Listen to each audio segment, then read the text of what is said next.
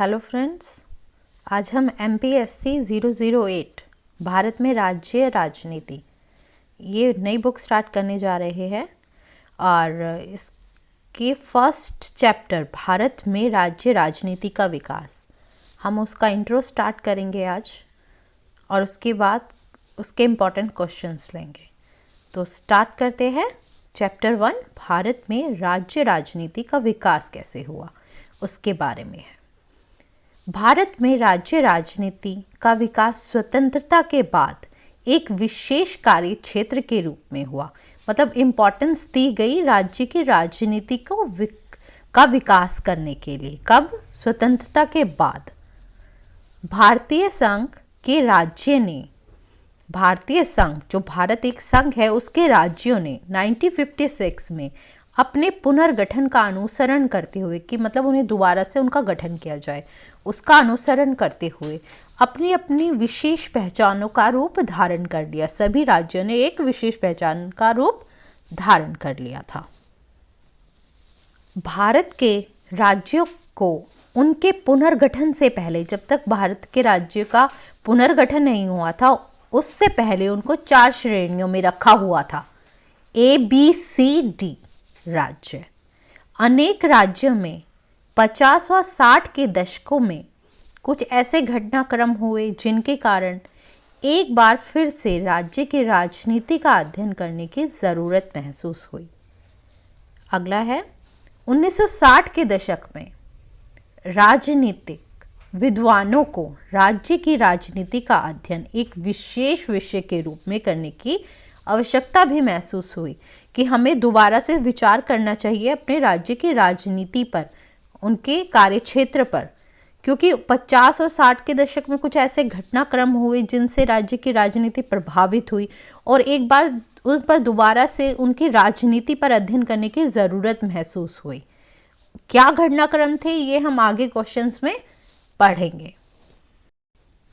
स्वतंत्रता के बाद में भारतीय राज्य राजनीति महत्वपूर्ण परिवर्तनों से गुजरी है। भारतीय राज्य राजनीति राष्ट्रीय राजनीति की नकल कर केंद्रीय मंच पर उभरी है। 90 के दशक से भारतीय राज्य केंद्र में संगठन, जो भारतीय राज्य है वो केंद्र में गठबंधन सरकारों में भागीदारी हो गए हैं। कब से? 90 के दशक से। पहले राज्य जो पहले के टाइम पे क्या था कि राज्य की जो राजनीति थी वो भारत की राजनीति के मुकाबले दूसरे दर्जे पर थी, केंद्र के मुकाबले दूसरे दर्जे पर थी। यानी कि पहले राज्य भारत की राजनीति में केंद्र के मुकाबले दूसरे दर्जे पर थे। मतलब पहले केंद्र आता है फिर राज्य आते हैं, पहले ऐसा होता था, अब नहीं होता। अब राज्यों की स्थिति ऐसी है कि वे ना सिर्फ भारत की राजनीति के लिए कार्रवाई तय करते हैं बल्कि वे भी राज्य राजनीति का स्पष्ट रूप से हिस्सा बन गए हैं। मतलब राज्य में भी उनकी राजनीति इतनी इंपॉर्टेंट हो गई है कि वो केंद्र का भी हिस्सा बन गई है। यह राज्य किसी ना किसी गठबंधन पक्ष के सदस्य बनकर राष्ट्रीय राजनीति में भाग लेते हैं तथा विभिन्न क्षेत्रीय व सामाजिक दलों का प्रतिनिधित्व करते हैं। मतलब गठबंधन की सरकार बनाते हैं। छोटे छोटे राज्यों में छोटे छोटे दल होते हैं जो गठबंधन की सरकार बनाकर केंद्र को प्रभावित करते हैं। फ्रेंड्स, हम अपनी नेक्स्ट वीडियो में एक क्वेश्चन करेंगे, वो है स्वतंत्रता के पश्चात प्रथम 2 दशकों में भारत में राज्य राजनीति के प्रभावी लक्षण क्या रहे हैं।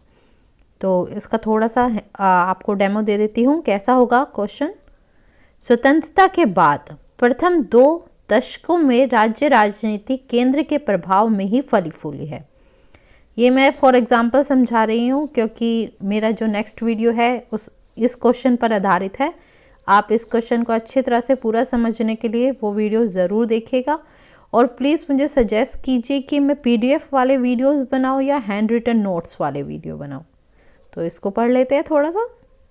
स्वतंत्रता के बाद प्रथम 2 दशकों में राज्य राजनीति केंद्र के प्रभाव में ही फली फूली है। मतलब जो राज्यों की राजनीति है वो केंद्र उसकी राजनीति पर केंद्र का प्रभाव पड़ा है, जिसने भारत में राष्ट्रीय राज्य निर्माण की तलाश पर ध्यान केंद्रित किया है। जिसने भारत में राष्ट्रीय राज्य निर्माण की तलाश पर ध्यान केंद्रित किया है। विकास के नेहरूवादी आदर्श और कांग्रेस के एक दलीय प्रभुत्व से ही भारतीय राजनीति को अभिव्यक्ति प्रदान हुई है। राज्य राजनीति मुख्य रूप से राष्ट्रीय राजनीति का ही स्वरूप थी। जो राज्य की राजनीति है वो किसका स्वरूप थी? राष्ट्रीय राजनीति का एक प्रतिबिंब है। केंद्रीय सरकार भारतीय राजनीतिक व्यवस्था में एक प्रभावशाली स्थिति रखती है, जबकि राज्य राजनीति को दूसरा स्थान प्राप्त था पहले के टाइम पर। केंद्र के निर्देश अनुसार राज्य सरकारों ने ऐसे अनेक कदम उठाए जिनसे राष्ट्र निर्माण में योगदान मिले, जैसे भूमि सुधार, सामुदायिक विकास कार्यक्रम। फ्रेंड्स, मेरा नेक्स्ट वीडियो ज़रूर देखिएगा।